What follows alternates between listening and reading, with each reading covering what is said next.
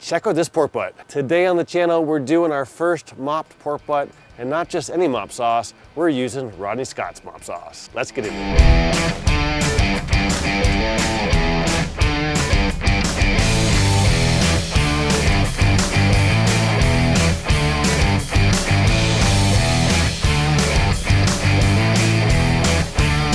What's up, barbecue fans? My name is Jake, and today we're doing some pulled pork, but not just any pulled pork. I picked myself up some Rodney Scott pork butt rub and his mop sauce. I've never tried them before, so I'm super excited to try them. Now, yesterday, pulled out this 9-pound bone-in pork butt, and what I did is I took that fat cap and cross-hatched it pretty deep. What I want is that seasoning to go deep into the meat. I also like the way the fat renders down that way, so we did that. And then I opened up the Rodney Scott pork butt rub, and what we did is we put a little bit on the sides, and we did another side, got all those sides done, and then we did a fairly heavy coating on the bottom, and then I flipped it over, and I put a heavy coating in between the fat cap, all where it's cross-hatched. I want to get that rub deep into the meat because we're putting this on a cooling rack, and I threw it in the fridge, and it's been in the fridge for about 24 hours. And then about 15 minutes ago, I came outside, we put some Bear Mountain hickory pellets into our Yoder YS640S, and then I loaded up the smoke tube. We lit that up with our torch. I let it burn for about a minute, and then I hit start on our Yoder. I set our temperature today to 225. I'm starting a little bit later than I wanted to, so I'm gonna bump up that temperature. Normally, I like to start 180 to 200 for the first couple hours at least. That just helps to get some extra smoke. But because we're using that smoke tube today, we're gonna be able to get away with that 225, no problem. Let me go get the star of the show. So here is the star of the show. This is a Creekstone Farms 9-pound bone-in pork butt. And as you can see, it's been sitting on this cooling rack here for a good 24 hours. It actually is probably closer to 25 by now.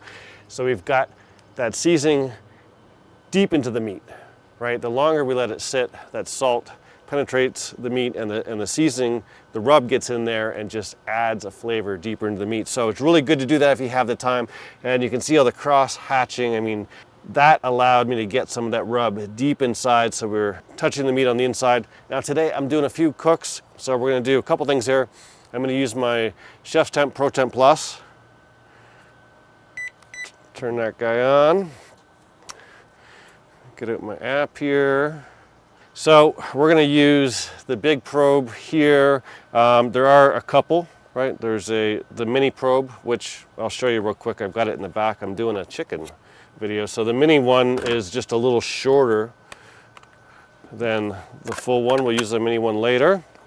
And what I'm going to do here is I'm going to, as you can see, this one's reading 101 or 102. It's hot outside. The if you can't tell, like the humidity is crazy. I'm going to set this just to 200, just to give me a rough guideline. And then what we'll do, where's our bone here? Bone's there. I'm gonna come up underneath the bone and put it right away from the bone, but in the center, deep down in there. And then that way we can track where we're at. As you can see, the temperature's coming down. The one thing you wanna do is put really cold meat onto your smoker, okay? The colder the better, because meat only takes smoke up until about 160. So if this is ice cold going on, you're gonna be able to get more smoke into it. So let's put this guy on the pit. We'll put this guy right here. We'll put that right in the middle on the top rack. And now I'm gonna have some water because it is hot as shit out here. But in about 30 minutes, that'll turn into a rum and coke. But in the meantime, I'm gonna go inside.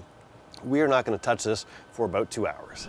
So it's been 4 hours. Let me bring you up to speed. We are still rocking at 225. I said I bumped it up because I didn't have all day. I was kind of in a rush and I got sidetracked, and we're still at 225. So cook's gonna take a little longer than I originally intended, but that's all right. Can't rush good barbecue. Want to show you what we're looking at here. I mean, we're looking at a thing of beauty right now. Now I have sprayed this. Let me get the side there. Yeah. I have sprayed this, I think 4 times. I waited about an hour and a half almost 2 hours. It was nice and dry. And then I started to spray, and I'm just spraying it with water for a change. I don't want to change the flavor of the Rodney Scott sauce, mop sauce we're going to use at all. So we're just using water. Then I remember, this is like, I think it's called whole hog rub or something like that. Obviously I'm not doing a whole hog, but we're going to get something kind of close. But I am going to do something that I don't normally do right after the plane flies by. Really? I'm trying to do some barbecue here. But so I'm going to do something different that I don't normally do. And in fact, I don't think I've ever done it. But I'm going to let you into my head. I want to render out this fat a little bit. See how we're kind of spread open a little bit here. And this will continue to render and spread nicely. However, I want to render this fat a little bit more aggressively because I want to be able to get more of that mop sauce in there. So what I'm going to do, pick this bad boy up. I mean, look at that. Tell me that doesn't look good. But what I'm going to do is I'm going to turn this around. We're going to go fat cap down for a little bit and render that out. Let me give this guy a little spray since you haven't seen any moisture. There we go, you can see it a little bit better. Remember, moisture helps attract smoke. When I close this, because of the shape of this pork butt, this is pretty close to the top, so I'm gonna get a lot of radiant heat here that I do not want. So what I'm gonna do is I'm gonna move this down here, but we're gonna go on the right side. Here's my firebox. I'm gonna go over here so it's a little cooler, and the plate, the diffuser plate slopes down a little ways. We got a little bit more clearance here. That's gonna allow me to still get some radiant heat under here, but I'm not gonna cook the top too fast, okay? And now what we're gonna do is we're going to turn this guy up to 275, and we're gonna hurry up and wait. In other words, we're gonna have some of a rum and coke and go inside because it is humid like crazy out today and I can't take it. Cheers. All right, so we are at 6.5 hours total cook time, about 2 hours since I dialed it up to 275 and flipped it over. I have not actually looked at it, so let's see what's going on here. I can hear it sizzling. Oh, wow. Look at that. So you can see we nicely rendered all that out. It broke apart exactly what we're looking for. That's what I wanted to achieve. So mission accomplished there. And look at that color. That is only the rub and water, right? Nothing else. So right now we're not too high in temp wise, right? We're only about 133, 135, 133. So we got a long way to go still. But I'm gonna call an audible right now, and I'm gonna use a little bit of this sauce. It's got a little bit of a squirt bottle there. And the one thing I'll tell you is there's a ton of stuff in the bottom with this sauce here, and you can see it just says Rodney sauce, right? So we're gonna just take a little bit of this. Just gonna put some on the outside. Obviously I'm not mopping it right now, but I think if I put a little bit on there, it's gonna sit there and it's gonna start to get some flavor into that meat. So 133, 135, we've got a little ways to go. The game plan here is I'm gonna push this up to about 170 and then we'll look at a wrap. Now, there is a chance of some bad weather here in about 5 hours. So we're gonna just kind of go with the flow here, get us up to temperature, then we'll decide about a wrap and we'll go from there. So it's a few hours later. As you can tell, darkness has set in. I had to get my light out. We have been going for a total time of 8 hours and 36 minutes, and our pork just hit 171. So we're in good shape. We are gonna wrap it, and because it's a little later than I had anticipated originally, what I'm going to do is I'm going to put it in the oven, and we will pick up tomorrow. This wasn't gonna be dinner anyhow, but I did want to get done a little sooner than now, but speaking of butts, look at that butt. You can't rush it, and because I was not paying attention, I left it at 225 for a lot longer than I wanted to. It just took a little bit more time, but I mean, that thing, man. Look at the color on that bad boy. Get rid of that real quick. That red is absolutely gorgeous. That's some smoke. That's some of that rub. Now I am going to pull this out, and I'll put that back in a sec here. I want to get a nice tight wrap on this so we don't steam it. And we're going to, as you can see, I've put some of this Rodney sauce on it a couple times while we're getting up to temperature here. So I want to make sure we're sitting on some of that goodness.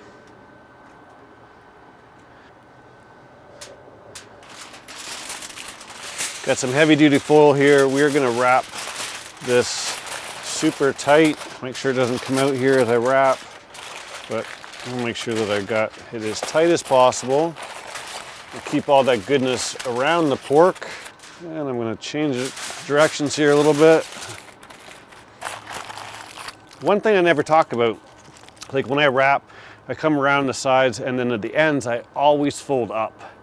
That way, if any sauce gets out or whatever, or any of the juices as the fat renders, it doesn't leak if you put it down. Not to say I never have a problem with a leak, which is why we're gonna put this one in here for a change. If any of this leaks by chance, I wanna make sure I catch it all. So we're gonna go back in here like so. And now what I'm gonna do, we've got some rain coming in an hour. So at this point in time, there's no reason to leave it on the Yoder. I'm gonna put it in my oven. I've got my oven set at 300 just so I can fast track the last little part of it. But I would guesstimate that this is gonna be done in about an hour at 300, an hour and a half tops. So I'm gonna take it up until it feels probe tender with my Chef Temp X10. We're gonna use the Pro Temp Plus just as a guide so I know when I'm close to around 200, but we're gonna be done somewhere between 200 and 205, so then I'm gonna start to feel it with my InstaRead. And then from there, I will put it on the counter for half hour to an hour, make sure that we see the temperature start to come down a little bit, and then I'm gonna throw it in the oven at 160, and I'll see you tomorrow morning. Good morning, sunshine. So here we are about 13 hours later since this was done. All right, so let me bring you up to speed real quick. So what we did is we moved this in the oven, and I kind of changed my mind. I was gonna bump it up to 300. And I was like, it's not gonna be done today, why rush it?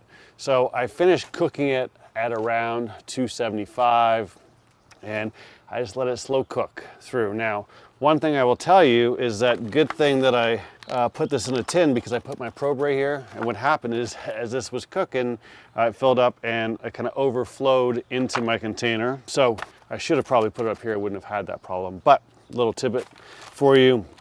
The other thing is that I had my pizza stone in the bottom of the oven, and you could see some of the sugars that are in this sauce kind of caramelize here. So what I did is I took this out this morning and I washed this pan because I didn't want to get any of that burnt sugar taste in there. And here we are. It is another hot one. I think it's 110 right now with the humidity, and it's just before noon. Drinking some water, trying to stay hydrated. I'm actually taking my wife out for lunch and spend the day with my wife today. So we gotta get this done. I'm just gonna try it. And then actually I'm gonna let it cool down, and I'm going to vac pack it all and put it into the freezer, some of it, and use it for later. Just use a sous vide to warm it up. Let's get this guy out so we can have a look. If I can get it out in one piece without it coming apart. Come on, buddy boy. Got a bunch of juices in here that obviously can't go to waste. Ollie's sitting right in front of me, licking his lips. So here we are with the finished product. All right, so let's see how we did. We'll grab all, well, I think the bone came out cleanly. Yeah, that was quick. Ripped right apart. Look at that guy. Man, it smells good. We're gonna mop up all these juices that are in this pan right out of the gate, and I'm gonna leave it like that, but obviously I brought out some more Rodney sauce. I'm gonna have to Man, I'm taking my wife out for dinner tonight too, so I guess I was just thinking, man, this be a really good dinner tonight. I'll have to settle for a steak. But I'll have this for lunch tomorrow. Smells really, really good. Obviously pulled apart beautifully. The one thing I should mention, once we got up to about 200, the alarm went off on the Chef's Temp Pro, and I let it carry over to 203. And then I decided just to turn the oven down to 160 and let it come down in temperature on its own. And I mean, it worked out really, really well. It was getting late and I didn't feel like waiting an hour to let it come down and then putting it back in the oven. So we took a risk and it paid. All right, so let's try a little piece of this without some sauce on it. Well, it's got a little bit of sauce on it, but this is hilarious.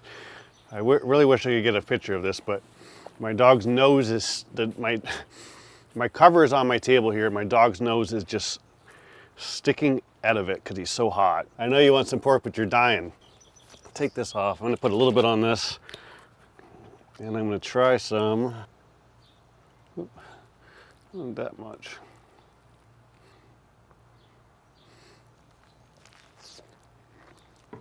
Wow, I get the hype. Holy smokes, that is quite good. Wow. Guys, if you like pulled pork, buy yourself some of this sauce and give it a try. I almost would bet you $1,000 that you'll like this if you like the vinegar sauce. I mean, it is friggin' good. I thought I made a pretty good vinegar sauce. That is killer. Super happy I tried this. Now I gotta figure out if I can make something close to this now that I've tried it. But look, this pork turned out absolutely phenomenal. Super, super happy with this. Look, you can sit there, let this cool down, vac pack it, freeze it, stick it in a sous vide or even in a pot with some water, bring it up to a slow heat for 30 minutes once it's defrosted, and man, you're gonna have some good pork. It will almost be as good as it was today. If you like this video, if you like pulled pork, look, I got another one, my 9 secrets to amazing pulled pork. I'll put it right here. In that one, I make a vinegar sauce of my own that's pretty darn good, if I do say so myself. Thanks as always for watching. I'll see you soon.